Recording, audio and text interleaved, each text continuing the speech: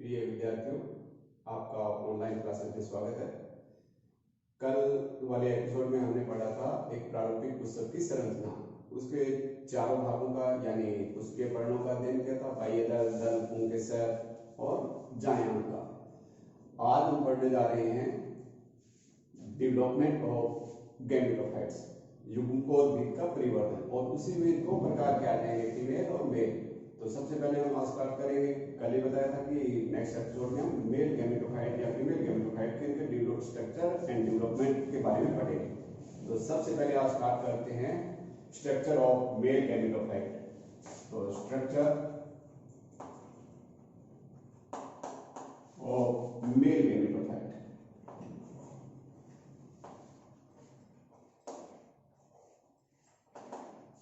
तो male gametophyte की structure देखने के लिए हमें सबसे पहले स्टेमन का डायग्राम बना लेते हैं। ये स्टेमन हो गया। स्टेमन के इसमें तीन भाग हो जाएंगे, कल भी बताया, दोबारा और यहीं से स्टार्ट करते हैं, थोड़ा रिवाइज हो जाएगा। एंथर, कनेक्टिव टिश्यू,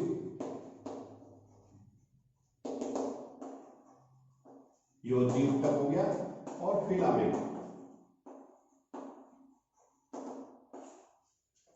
स्टेमन हो गया। स्टेमन या इसे माइक्रोस्पोरोटिल भी कहते हैं, लघु बीजाणुपर्ण।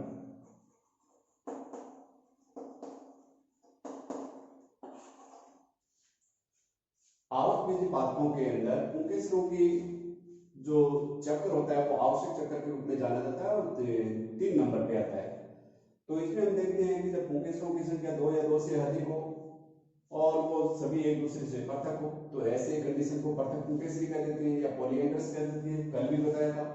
पुंकेसर के फिलामेंट्स या भूतंतु कहीं से भी अगर ये संलग्न हो जाए तो एक संयुक्त स्ट्रक्चर बना लेते हैं, एक पूरा चक्र बना लेते हैं। तो ऐसे संरचना को हम सिनेंड्रस या संयुक्त पुंकेसरी भी कहते हैं। और पुंकेसरों का जो पूरा मूल या जो चक्र होता है, जो पृथक पुंकेसरी हो चाहे संयुक्त पुंकेसरी हो, उसको हम एंड्रोसियम या पुमंग बोल देते हैं। तो आज इसके अंदर तो इतना ही हो गया कि इसका शीर्षस्थ भाग होता है वो खुली संरचना, पालीबद्ध संरचना होती है, जिसको हम एंथर कहते हैं। जनरली आवृत्त पादपों के अंदर एक पाली या द्विपाली एंथर पाए जाते हैं। मान लिया किसी स्टेमन के अगर एंथर लोब सिंगल है, जैसे ये सिंगल लोब हो गए और इसके अंदर एक सेप्टम या पट बन गए, तो इसमें कोष्ठकों की संख्या या लोक्यूल या चैम्बर या प्रकोष्ठकों की संख्या इसमें 2 होगी।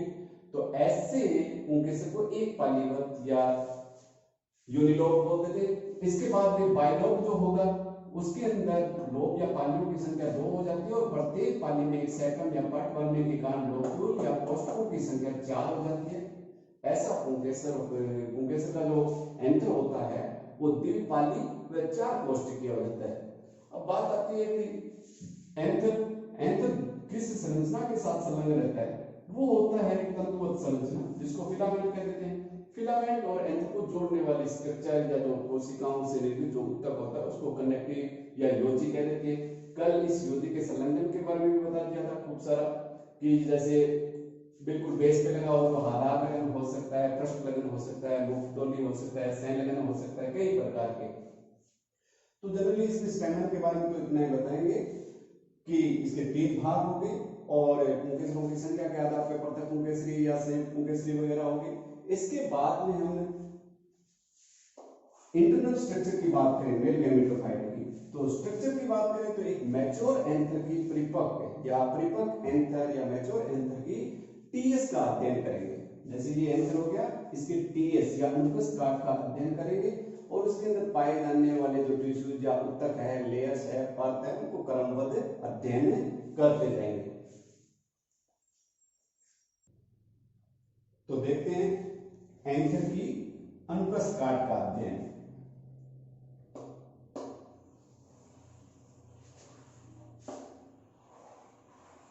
बनाते हुए ध्यान रखें कि चारों जो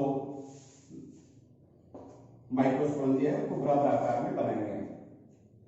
तो इसका कंप्लीट डायग्राम में देखिए, एक सिंगल माइक्रोस्पोरेंजियम का अध्ययन करते हैं, यहीं से देखते हैं। तो सबसे पहले एंथर के चारों तरफ सिंगल लेयर एक परत पाई जाती है, एक कोशिकीय मोटाई की होगी। ये पूरे एंथर को परिधि की तरफ से क्या करती है, घेर लेती है। इस लेयर को बोलते हैं एपिडर्मिस।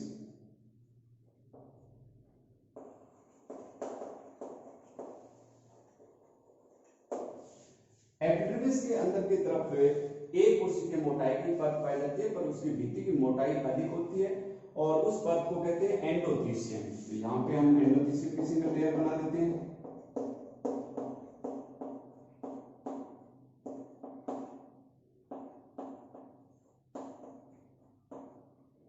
एंडोथीसियम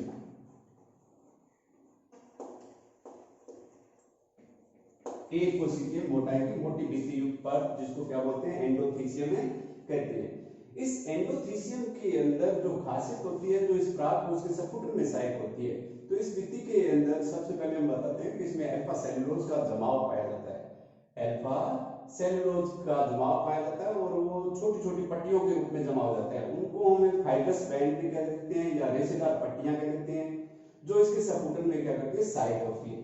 ये एक कोशिकीय मोटाई की और पूरी एपिडर्मिस के अंदर की तरफ, ये पूरे एंथर के अंदर और माइक्रोस्पोरेंजिया जो वगैरह है उन सब के अंदर पाई जाए। जो एंडोथीसियम एक कोशिकीय मोटाई की बता रहे हैं, यहाँ पे एक विशेष रूप से ध्यान देने वाली बात यह है कि इसमें अल्फा सेलुलोज का जमाव पाया जाता है और खास तौर से वो स्थान या वह स्थान जहां पे एंडोथीसियम की जो कोशिकाएं होती है वो पतली भित्ति युक्त होती है, और उस स्थान को हम स्टोमियम या मुख बोल देते हैं। स्टोमियम या मुख बोल दिया, यानी मुख वाले स्थान पे एंडोथीसियम की भित्ति पतली होगी और अल्फा सेलुलोज का जमाव भी कम पाया जाता है। और यहाँ जो एंडोथीसियम होती है वो हाइड्रोस्कोपिक टाइप की सेल्स होती है, यानी ये सराउंडिंग अपने चारों तरफ के एरिया से नमी को एब्जॉर्ब करके और स्टोमियम वाले भाग से एंथर या पराग कोश के सपुटन में क्या करती है, सहयोग करती है। एंडोथीसियम के बाद में जैसे हम क्रमबद्ध सेकेंडरी रूप से अध्ययन करते हैं, प्रथम परत हमारी कौन सी होगी, एपिडर्मिस, सिंगल लेयर हो जाएगी, एक कोशिकीय मोटाई की पूरे घेरे में हो जाएगी। दूसरी जो परत होती है एंडोथीसियम, वो भी एक कोशिकीय मोटाई की है, पर इसकी भित्तियां थोड़ी मोटी होगी, सेलुलोज का जमाव। और इसके बाद में 3 नंबर परत की बात करते हैं। एंडोथीसियम के अंदर की तरफ जो परत पाई जाती है वो 1 से 3 कोशिकीय मोटाई की होगी।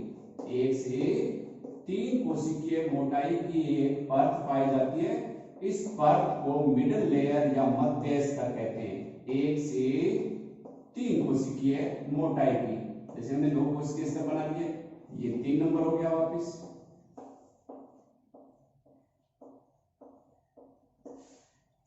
3 कोशिकीय मोटाई की परत होगी, इसको हम मिडल लेयर या मध्य स्तर कहते हैं। मिडल लेयर या मध्य स्तर कहते हैं।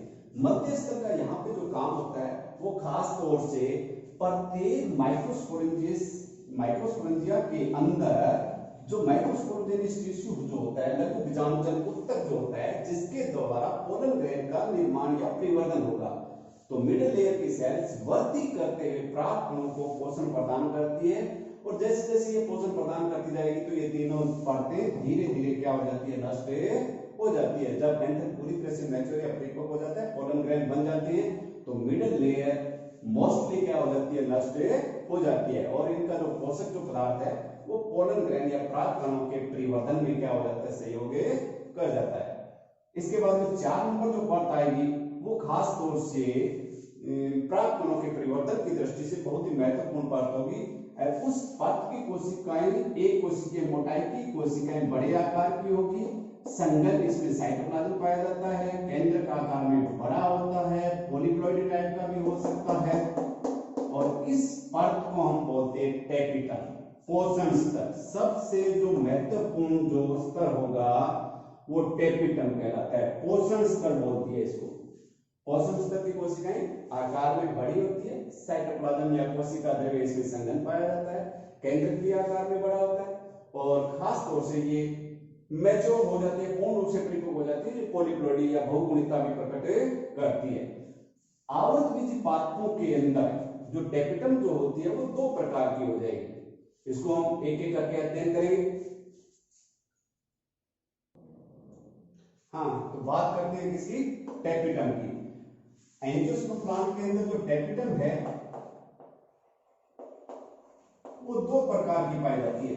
जैसे नंबर 1 इसको बोलते हैं एमीबॉइड टाइप की टेपिटम। एमीबॉइड, एमीबॉइड या पेरिप्लाज्मोडियम टाइप भी बोलते हैं, पेरिप्लाज्मोडियम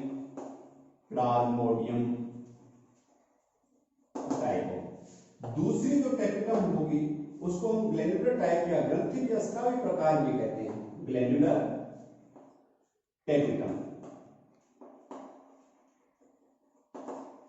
तो सबसे पहले देखते हैं अमीबॉइड टाइप की टेपिटम। एमीबॉइड टाइप की टेपिटम जो होगी उसको एमीबॉइड या पेरिप्लाज्मोडियम क्यों कहा गया, इसके पीछे एक रीजन है कि ये टेपिटम की जो सेल्स है, ये सेल्स अपनी सेल वॉल को क्या कर देती है, नष्ट कर देती है। ऐसी टेपिटम सेल्स जो अपनी सेल वॉल क्या कर दे, नष्ट कर दे, और इनका जो प्रोटोप्लाज्म होता है वो नेट कहलाता है, फिर नग्न जीव द्रव्य हो गया।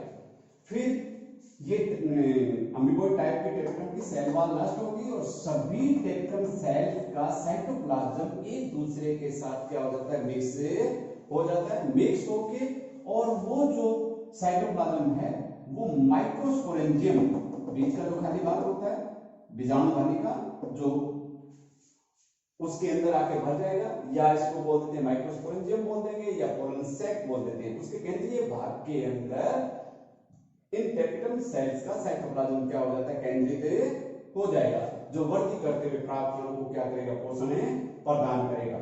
इनकी सेल वॉल नष्ट होने के कारण ही इसे अमीबॉइड या पेरिप्लाज्मोडियम टाइप का टेपिटम लेयर या स्तर भी कहते हैं। और ये अपने खास तौर से टाइफा या सिंगारा के अंदर ये अमीबॉइड टाइप की टेपिटम पाई जाती है। इसके बाद में अगर 2 नंबर की बात करें टेपिटम की, वो स्क्रेटरी टेपिटम या ग्लैंडुलर टाइप की टेपिटम कहलाती है, स्रावी या ग्रंथि प्रकार की। स्रावी या ग्रंथि प्रकार की बात है तो इसमें कहते हैं कि टेपिटम की सेल्स कुछ विशिष्ट प्रकार के कार्बनिक खाद्य पदार्थों का क्या करती है, श्रावण करती है। श्रावण करने के कारण इसे स्रावी प्रकार की टेपिटम कहते हैं। कार्बनिक खाद्य पदार्थों में 2 हो जाएगा, वसा कणों के रूप में, खासतौर से वसा 2 प्रकार के पदार्थों का कार्बनिक पदार्थ स्रावित करेगी। वसा पदार्थों के रूप में ये प्रोयूबिस बॉडीज स्रावित करेगी, प्रोयूबिस बॉडीज, वसा कणों के रूप में प्रोयूबिस बॉडीज, और खास तौर से प्रोटीन कणों के रूप में भी एक पदार्थ स्रावित करती है। उसको हम कौन सी प्रोटीन बोलते हैं, यहाँ स्पोरोपोलेनिन प्रोटीन बोल रहे हैं, स्पोरोपोलेनिन प्रोटीन। तो प्रोटीन कण हो जाएंगे स्पोरोपोलेनिन प्रोटीन, और वसा कणों के रूप में हो जाएंगे प्रोयूबिस बॉडीज। ये दोनों कार्बनिक पदार्थ मिलकर एक विशिष्ट प्रकार की स्ट्रक्चर बनाएंगे, उसको बोल देंगे यूबिस बॉडीज, यूबिस बॉडीज। तो एक छोटा क्वेश्चन आता है कई बार कि यूबिस बॉडी का निर्माण किन कारण होता है, तो यूबिस बॉडीज का निर्माण होता है प्रोयूबिस बॉडीज यानी वसा कण, और प्रोटीन कण हो जाएंगे स्पोरोपोलेनिन प्रोटीन। दोनों प्रकार के ये कण मिलकर क्या बनाते हैं, यूबिस बॉडी बनाते हैं। अब ये जो ग्रैन्युलर टाइप की टेपिटम है, स्रावी या ग्रंथि प्रकार की टेपिटम है, इसका दूसरा जो कार्य होगा वो खास तौर से इस माइक्रोस्पोरेंजियम के अंदर वृद्धि करते हुए प्राग कणों के बाह्य स्तर का निर्माण करेंगे, वृद्धि करते हुए प्राग कणों के बाह्य स्तर का। बाह्य स्तर को हम यहाँ पे एक्जाइम बोलते हैं, एक्जाइम या बाह्य चोल। ये सिंगल पोलन ग्रेन या प्राग कण की स्ट्रक्चर है। तो प्राग कण की बाह्य चोल का निर्माण किसके द्वारा होता है, स्रावी प्रकार की टेपिटम के द्वारा। एक और होता है कि इस एक्जाइम भाग के अंदर जो ट्यूबुलर या नलिकाकार जो संरचनाएं होगी, बीच बीच में जालिकावत स्ट्रक्चर हो जाएगी, लीनियर हो जाएगी, रेखीय हो जाएगी, इनके अंदर ये प्रोटीन भी भरी रहती है स्पोरोपोलेनिन साथ में। स्पोरोपोलेनिन प्रोटीन भरे रहने के कारण ये प्राग एलर्जी उत्पन्न करती है। तो जैसे हम बात करते हैं एलर्जी, एलर्जन के कारण जो हमारे शरीर में एकाएक एंटीबॉडी की जो प्रतिक्रियाएं होती है उनसे एलर्जी उत्पन्न होती है, जो खास तौर से जैविक और अजैविक। तो कई बार पूछा जाता है कि जैविक एलर्जन का उदाहरण बताइए, तो जैविक एलर्जन का उदाहरण बताइए तो आप पोलन ग्रेन का दे सकते हैं। फिर बात आ जाएगी पोलन ग्रेन के अंदर कौन सा ऐसा पदार्थ है जो प्राग एलर्जी उत्पन्न करता है, वो पदार्थ हो जाएगा स्पोरोपोलेनिन प्रोटीन, जो किस भाग में भरा रहता है पोलन ग्रेन के, एक्जाइम भाग के अंदर भरा रहेगा।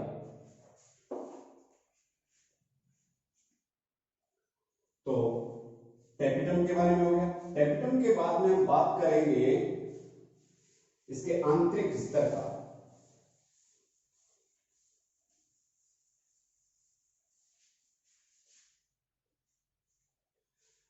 प्रत्येक माइक्रोस्पोरेंजियम, जैसे हमने यहाँ रफ कर दिया है, इसको भी बनाई थी, यहाँ पे बनवाई थी, 4 माइक्रोस्पोरेंजियम होंगे। अब माइक्रोस्पोरेंजियम का जो केंद्रीय जो भाग है, ये इस केंद्रीय भाग के अंदर पाए जाने वाले ऊतक को माइक्रोस्पोरोजेनियस टिश्यू बोल देते हैं। इस टिश्यू का क्या नाम हो जाएगा? माइक्रो स्पोरोजेनियस टिश्यू, लघु बीजाणुजन ऊतक। यही लघु बीजाणुजन ऊतक आगे माइक्रोस्पोर या पोलन ग्रेन के निर्माण में भाग लेता है। ये द्विगुणित होता है, डिप्लॉइड होता है, 2n हो गया। अब हम कहते हैं कि माइक्रोस्पोरोजेनियस सेल्स, माइक्रोस्पोरोजेनियस जो टिश्यू है, इसकी सिंगल सेल्स को माइक्रोस्पोरोजेनियस सेल्स बोल देंगे। माइक्रोस्पोरोजेनियस सेल्स या माइक्रोस्पोरोजेनियस सेल्स, या दूसरा नाम प्राइमरी भी बोलते हैं हम। प्राइमरी माइक्रोस्पोरोजेनियस सेल्स, प्राथमिक लघु बीजाणुजन कोशिका। सिंगल को सेल तो और बहुवचन हो गया, बहुत सारी कोशिकाएं ये इस टिश्यू के अंदर पाई जाएगी। अब ये जो प्राइमरी माइक्रोस्पोरोजेनियस सेल्स है, आगे चलकर माइक्रोस्पोर मदर सेल्स के रूप में व्यवहार करेगी। इसके रूप में microspore mother cell,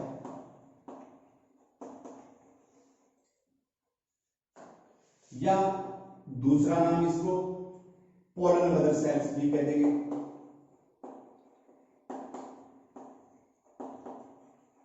pollen mother cell.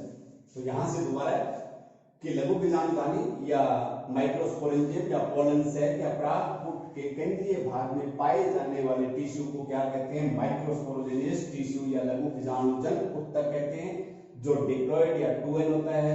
इसकी सिंगल सेल्स को हम बोल सकते हैं माइक्रोस्पोरोजेनियस सेल, या इसको बोल सकते हैं प्राइमरी माइक्रोस्पोरोजेनियस सेल्स, प्राथमिक लघु बीजाणु कोशिका। यही कोशिका आगे चल के किसके रूप में व्यवहार करेगी? माइक्रोस्पोर मदर सेल्स, लघु बीजाणु मात्र कोशिका, या इसको बोल देंगे पोलन ग्रेन मदर सेल्स बोल सकते हैं, या पोलन मदर सेल्स। फिर इसके अंदर आगे चल के अर्धसूत्रीय विभाजन या मियोसिस होगा। मियोसिस होते ही 4 कोशिकाएं बनेगी। चारों कोशिकाएं एक टेट्राड के रूप में व्यवस्थित हो जाती है, चतुष्टक के रूप में। जैसे अर्धसूत्रीय विभाजन हुआ, कितनी कोशिकाएं बन गई? 4 कोशिकाएं ये बना दी हमने। इसको टेट्राड या चतुष्टक कह देंगे। और इस चतुष्टक के अंदर पाए जाने वाली सेल्स क्या कहलाएगी? माइक्रोस्पोर। क्या कहलाएगा? माइक्रोस्पोर या पोलन ग्रेन।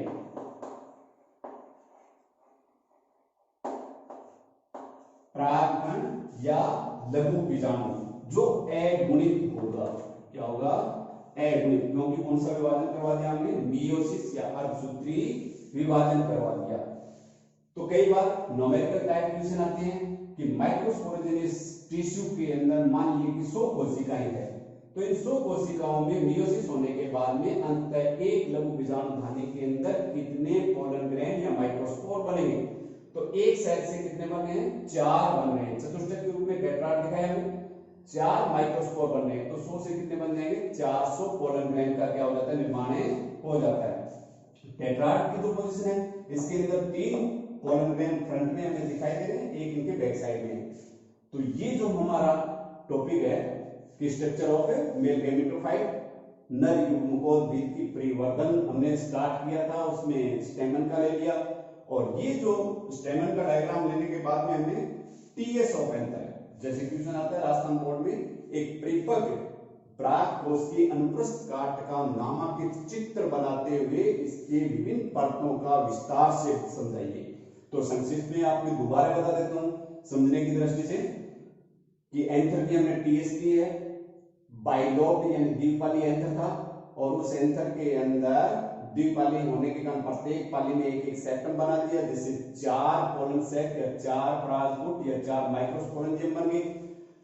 चारों माइक्रोस्पोरेंजियम को हमने डिस्क्राइब किया है और एक सिंगल को लेके इसको सेकेंडरी रूप से बाहर से अंदर की तरफ विभिन्न परतों का अध्ययन किया है। तो शॉर्टली दोबारा और कि एक लघु परिपक्व लघु बीजाणुधानी की संरचना का वर्णन करें तो सबसे पहले बाहरी परत कौन सी थी, एपिडर्मिस, एक कोशिकीय मोटाई की।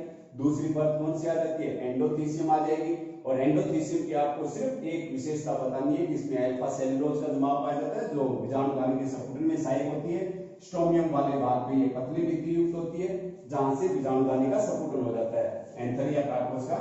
उसके बाद में तीसरी जो परत थी हमारी वो कौन सी आ रही थी, मिडल लेयर या मध्य स्तर आ रही थी। मध्य स्तर के अंदर हमने मोटाई बताई 1 से 3 कोशिकीय मोटाई की, और इसका भी मुख्य कार्य क्या था, वृद्धि करते हुए पोलन ग्रेन्स को पोषण प्रदान करके नष्ट हो जाना है। और लास्ट जो है परत वो थी हमारी एपिडर्म। बड़े आकार की कोशिकाएं और खास तौर से बड़े केंद्रक और संघन झिल्ली युक्त पॉलीप्लॉइडी टाइप की थी। और टेपिडम के टाइप्स हमने पढ़े, 2 प्रकार के पढ़ लिए, एक तो अमीबॉइड टाइप की होगी और दूसरी हो गई हमारी ग्लैंडुलर टाइप की या स्रावी या ग्रंथि प्रकार की टेपिडम। और उनके बाद में एक छोटा क्वेश्चन टेपिडम पे आधारित था कि वो यूबिस बॉडी का निर्माण किससे होता है, स्पोरोपोलिनिन प्रोटीन के बारे में बताया। फैटी कण जो पार्टिकल्स थे वसा कण, उनके बारे में प्रोयूबिस नाम था। और खास तौर से ये जो स्रावी प्रकार की टेपिडम है वो पोलन ग्रेन के किस भाग का निर्माण करती है, एक्जाइम भाग का निर्माण करती है। और एक्जाइम भाग के अंदर कौन सी प्रोटीन बनी रहती है, स्पोरोपोलिनिन प्रोटीन बनी रहती है जो पराग एलर्जी उत्पन्न करती है। तो टेपिडम के बारे में। दूसरा कि मध्य स्तर भी समाप्त हो गया।